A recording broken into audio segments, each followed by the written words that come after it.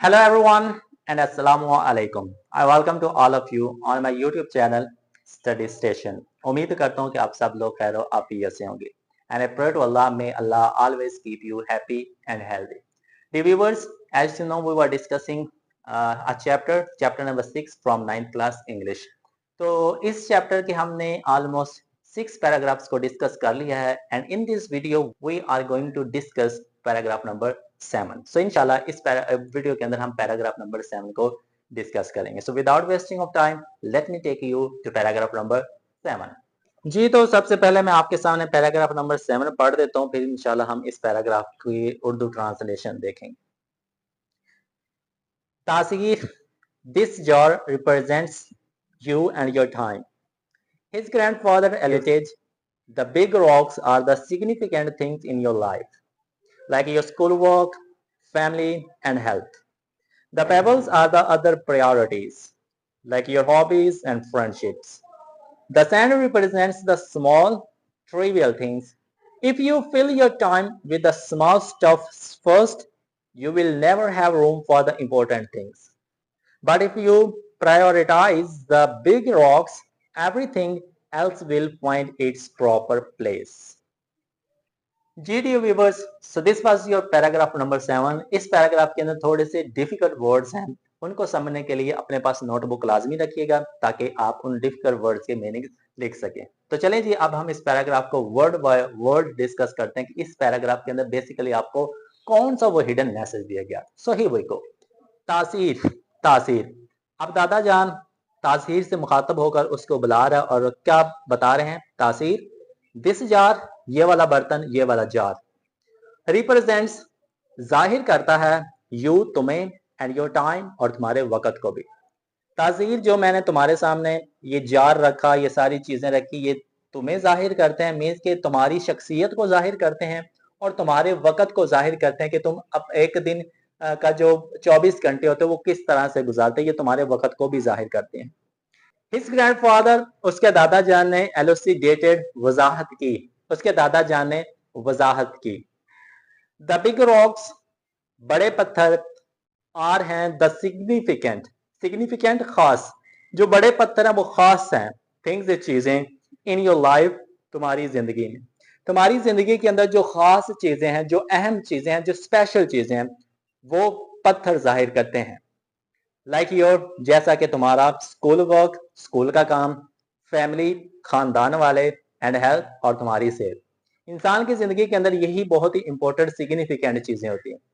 जैसे कि उसका रोजाना का काम, स्टूडेंट होंगे तो वो स्कूल का काम होगा, बाकी जो काम करने वाले होंगे तो उनका बिजनेस होगा, फैमिली, घर वाले, एंड हेल्थ, और सेहत. बड़े पत्थर तुम्हारी जिंदगी की अहम चीजें हैं, जैसा कि तुम्हारा स्कूल का काम, तुम्हारा खानदान, और तुम्हारी सेहत. द पेबल्स, कंकरियां, आर हैं अदर प्रायोरिटीज, दूसरी तरजीहात, दूसरी अहम चीजें. अब बड़ी चीजों के बाद जो उससे कम तरजीह वाली चीजें हैं उनमें कौन कौन सी आती हैं. लाइक योर हॉबीज, जैसे कि तुम्हारे हॉबीज, तुम्हारे मशगले, तुम्हारे शौक, एंड फ्रेंडशिप्स, और तुम्हारी दोस्तियां. रिश्तों के बाद, स्कूल के काम के बाद और सेहत के बाद जो दूसरी अहम चीजें हैं वो तुम्हारे शौक हैं. किताब पढ़ना, गार्डनिंग करना, खेलना, ये सारे तुम्हारी हॉबीज हैं, ये दूसरे नंबर पे आते हैं. फ्रेंडशिप्स, और तुम्हारे दूसरे रिलेशन, जिस तरह के तुम्हारे दोस्त. कंकरियां तुम्हारी दूसरी तरजीहात हैं, जैसे शौक और दोस्तियां. द सैंड, रेत, रिप्रेजेंट्स, जाहिर करती है, the small and trivial things, small, छोटी, ट्रिवियल, मामूली, थिंग्स, चीजें, और मामूली चीजें. और जो रेत है जो सबसे एंड पे हमने डाली थी, वो तुम्हारी जिंदगी के अंदर जो सबसे छोटी छोटी और मामूली चीजें उनको जाहिर करती. अब इफ यू, अगर तुम फिल भर दोगे योर टाइम, अपने वक्त को, अगर तुम अपने वक्त को भर दोगे, अगर तुम अपने वक्त को गुजार दोगे, विद, साथ, द स्मॉल स्टफ, छोटी चीजों के अंदर, फर्स्ट, पहले, अगर तुम अपने वक्त को पहले छोटी चीजों से भरोगे, अगर तुम अपने वक्त को सबसे पहले मामूली चीजों को दोगे, you will never have, you, तुम्हारे पास, विल, होगा, नेवर, कभी भी नहीं, हैव, रूम, वक्त बचेगा, तो तुम्हारे पास जगह नहीं बचेगी, तुम्हारे पास वक्त नहीं बचेगा फॉर इंपॉर्टेंट थिंग्स, अहम चीजों के लिए, खास चीजों के लिए. जिस तरह तासीर ने सबसे पहले रेत डाली थी, वो छोटी चीजें होती थी, तो एंड पे पत्थर डालने के लिए उसके पास जगह नहीं बची थी। तो इसी तरह से अगर तुम आप अपनी जिंदगी के अंदर छोटी चीजों को अहमियत दोगे, तो जो तुम्हारी जिंदगी की खास चीजें होंगी, आप उनके लिए कभी भी वक्त नहीं निकाल सकेंगे। अगर तुम वक्त को पहले ही छोटी चीजों से भरोगे, तो तुम्हारे पास अहम चीजों के लिए जगह नहीं बचेगी। बट लेकिन इफ यू, अगर आप प्रायोरिटाइज, अहमियत दोगे, तरजीह दोगे द बिग रॉक्स, बड़े पत्थरों को, बड़ी चीजों को, अगर तुम अपनी जिंदगी के अंदर बड़ी चीजों को अहमियत दोगे, अपने घर वालों को, अपने स्कूल वर्क को और अपनी सेहत को, तो एवरीथिंग, हर एक चीज विल, एवरीथिंग एल्स, तो हर एक चीज विल फाइंड, ढूंढ लेगी इट्स प्रॉपर प्लेस, अपनी मुकम्मल जगह, अपनी मुनासिब जगह। अगर तुम बड़े पत्थरों को तरजीह दोगे, तो बाकी सब चीजें अपनी मुनासिब जगह खुद ढूंढ लेंगी, खुद पा लेंगी।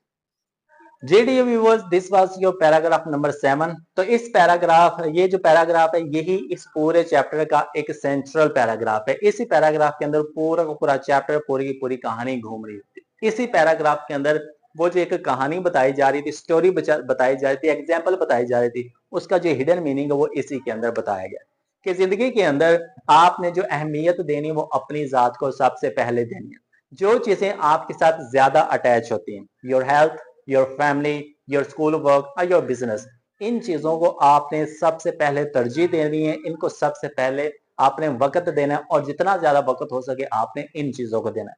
जब आप अपनी जात को, अपनी से रिलेटेड चीजों को टाइम देंगे, तो दूसरी चीजें खुद ब खुद आपके लिए वक्त ढूंढना शुरू कर देंगी, या खुद ब खुद अपनी जगह वो बना लेंगे।